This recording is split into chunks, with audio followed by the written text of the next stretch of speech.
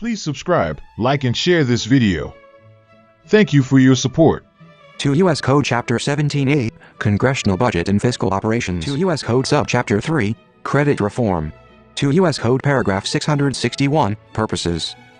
The purposes of this subchapter are to 1. Measure more accurately the costs of federal credit programs, 2. Place the cost of credit programs on a budgetary basis equivalent to other federal spending, 3. Encourage the delivery of benefits in the form most appropriate to the needs of beneficiaries, and 4. Improve the allocation of resources among credit programs and between credit and other spending programs.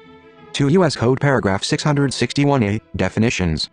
For purposes of this subchapter, 1. The term direct loan means a disbursement of funds by the government to a non-federal borrower under a contract that requires the repayment of such funds with or without interest. The term includes the purchase of, or participation in, a loan made by another lender in financing arrangements that defer payment for more than 90 days, including the sale of a government 1. Asset on credit terms. The term does not include the acquisition of a federally guaranteed loan in satisfaction of default claims or the price support loans of the Commodity Credit Corporation. 2. The term direct loan obligation means a binding agreement by a federal agency to make a direct loan when specified conditions are fulfilled by the borrower. 3. The term loan guarantee means any guarantee, insurance, or other pledge with respect to the payment of all or a part of the principal or interest on any debt obligation of a non-federal borrower to a non-federal lender, but does not include the insurance of deposits, shares, or other withdrawable accounts in financial institutions. 4. The term loan guarantee commitment means a binding agreement by a federal agency to make a loan guarantee when specified conditions are fulfilled by the borrower, the lender, or any other party to the guarantee agreement. 5a. The term cost means the estimated long-term cost to the government of a direct loan or loan guarantee or modification thereof, calculated on a net present value basis, excluding administrative costs and any incidental effects on governmental receipts or outlays. b. The cost of a direct loan shall be the net present value, at the time when the direct loan is disbursed, of the following estimated cash flows: I. Loan disbursements, 2. Repayments of principal, and 3. Payments of interest and other payments by or to the government over the life of the loan after adjusting for estimated defaults, prepayments, fees, penalties, and other recoveries, including the effects of changes in loan terms resulting from the exercise by the borrower of an option included in the loan contract. c. The cost of a loan guarantee shall be the net present value, at the time when the guaranteed loan is disbursed, of the following estimated cash flows: I. Payments by the government to cover defaults and delinquencies, interest subsidies, or other payments, and 2. Payments to the government including origination and other fees, penalties and recoveries, including the effects of changes in loan terms resulting from the exercise by the guaranteed lender of an option included in the loan guarantee contract, or by the borrower of an option included in the guaranteed loan contract. d. The cost of a modification is the difference between the current estimate of the net present value of the remaining cash flows under the terms of a direct loan or loan guarantee contract, and the current estimate of the net present value of the remaining cash flows under the terms of the contract, as modified. e. In estimating net present values, the discount rate shall be the average interest rate on marketable treasury securities of similar maturity to the cash flows of the direct loan or loan guarantee for which the estimate is being made. f. When funds are obligated for a direct loan or loan guarantee, the estimated cost shall be based on the current assumptions, adjusted to incorporate the terms of the loan contract, for the fiscal year in which the funds are obligated. 6. The term credit program account means the budget account into which an appropriation to cover the cost of a direct loan or loan guarantee program is made and from which such cost is disbursed to the financing account. 7. The term financing account means the non-budget account or accounts associated with each credit program account which holds balances, receives the cost payment from the credit program account, and also includes all other cash flows to and from the government resulting from direct loan obligations or loan guarantee commitments made on or after October 1, 1991. 8. The term liquidating account means the budget account that includes all cash flows to and from the government resulting from direct loan obligations or loan guarantee commitments made prior to October 1, 1991. These accounts shall be shown in the budget on a cash basis. 9. The term modification means any government action that alters the estimated cost of an outstanding direct loan or direct loan obligation or an outstanding loan guarantee or loan guarantee commitment from the current estimates of cash flows. This includes the sale of loan assets, with or without recourse, and the purchase of guaranteed loans. This also includes any action resulting from new legislation or from the exercise of administrative discretion under existing law that directly or indirectly alters the estimated cost of outstanding direct loans or direct loan obligations or loan guarantees or loan guarantee commitments, such as a change in collection procedures. 10. The term current has the same meaning as in Section 900C9 of this title. 11. The term director means the director of the Office of Management and Budget. To U.S. Code Paragraph 661B, OMB and CBO analysis, coordination, and review. A. In general, for the executive branch, the director shall be responsible for coordinating the estimates required by this subchapter. The director shall consult with the agencies that administer direct loan or loan guarantee programs. B. Delegation. The director may delegate to agencies authority to make estimates of costs. The delegation of authority shall be based upon written guidelines, regulations, or criteria consistent with the definitions in this subchapter. C. Coordination with Congressional Budget Office in developing estimation guidelines, regulations, or criteria to be used by federal agencies. The director shall consult with the director of the Congressional Budget Office. D. Improving cost estimates. The director and the director of the Congressional Budget Office shall coordinate the development of more accurate data on historical performance of direct loan and loan guarantee programs. They shall annually review the performance of outstanding direct loans and loan guarantees to improve estimates of costs. The Office of Management and Budget and the Congressional Budget Office shall have access to all agency data that may facilitate the development and improvement of estimates of costs. E. Historical credit program costs. The director shall review, to the extent possible, historical data and develop the best possible estimates of adjustments that would convert aggregate historical budget data to credit reform accounting. F. Administrative costs. The director and the director of the Congressional Budget Office shall each analyze and report to Congress on differences in long-term administrative costs for credit programs versus grant programs by January 31, 1992. Their report shall recommend to Congress any changes, if necessary, in the treatment of administrative costs under credit reform accounting. 2 U.S. Code Paragraph 661C, Budgetary treatment. A. President's budget. Beginning with fiscal year 1992, the President's budget shall reflect the costs of direct loan and loan guarantee programs. The budget shall also include the planned level of new direct loan obligations or loan guarantee commitments associated with each appropriations request. B. Appropriations required notwithstanding any other provision of law, new direct loan obligations may be incurred and new loan guarantee commitments may be made for fiscal year 1992 and thereafter only to the extent that 1. New budget authority to cover their costs is provided in advance in an Appropriations Act. 2. A limitation on the use of funds otherwise available for the cost of a direct loan or loan guarantee program has been provided in advance in an Appropriations Act. Or 3. Authority is otherwise provided in Appropriation Acts. C. Exemption for mandatory programs. Subsections B and E shall not apply to a direct loan or loan guarantee program that 1. Constitutes an entitlement, such as the Guaranteed Student Loan Program or the Veterans Home Loan Guarantee Program, or 2. All existing credit programs of the Commodity Credit Corporation on November 5, 1990.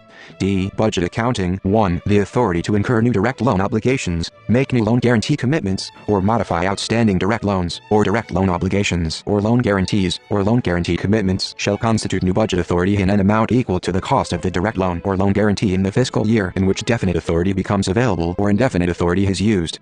Such budget authority shall constitute an obligation of the credit program account to pay to the financing account. 2. The outlays resulting from new budget authority for the cost of direct loans or loan guarantees described in paragraph 1 shall be paid from the credit program account into the financing account and recorded in the fiscal year in which the direct loan or the guaranteed loan is disbursed or its costs altered. 3. All collections and payments of the financing accounts shall be a means of financing. E. Modifications in outstanding direct loan obligation or loan guarantee commitment shall not be modified in a manner that increases its costs unless budget authority for the additional cost has been provided in advance in an Appropriations Act. F. Re-estimates. When the estimated cost for a group of direct loans or loan guarantees for a given credit program made in a single fiscal year is re-estimated in a subsequent year, the difference between the re-estimated cost and the previous cost estimate shall be displayed as a distinct and separately identified sub-account in the credit program account as a change in program costs and a change in net interest. There is hereby provided permanent indefinite authority for these re-estimates.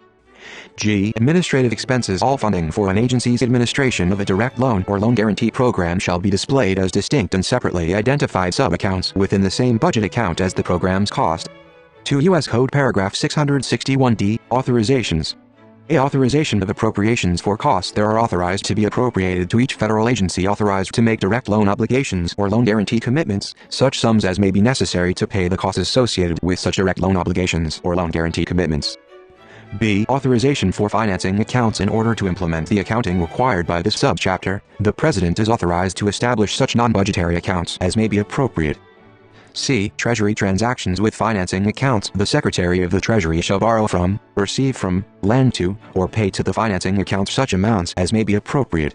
The Secretary of the Treasury may prescribe forms and denominations, majorities, and terms and conditions for the transactions described above, except that the rate of interest charged by the Secretary on lending to financing accounts, including amounts treated as lending to financing accounts by the Federal Financing Bank, hereinafter in this subsection referred to as the bank pursuant to Section 655B of this title, and the rate of interest paid to financing accounts on uninvested balances in financing accounts shall be the same as the rate determined pursuant to Section 661A(5)(e) of this title.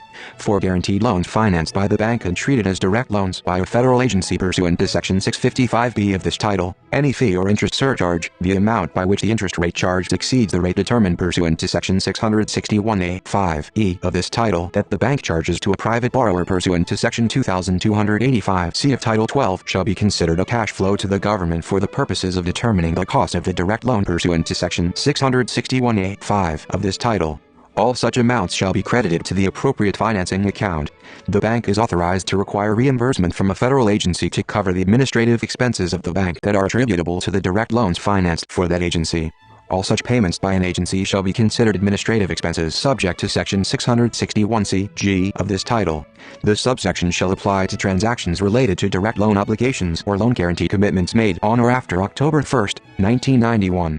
The authorities described above shall not be construed to supersede or override the authority of the head of a federal agency to administer and operate a direct loan or loan guarantee program. All of the transactions provided in this subsection shall be subject to the provisions of Subchapter 2 of Chapter 15 of Title 31.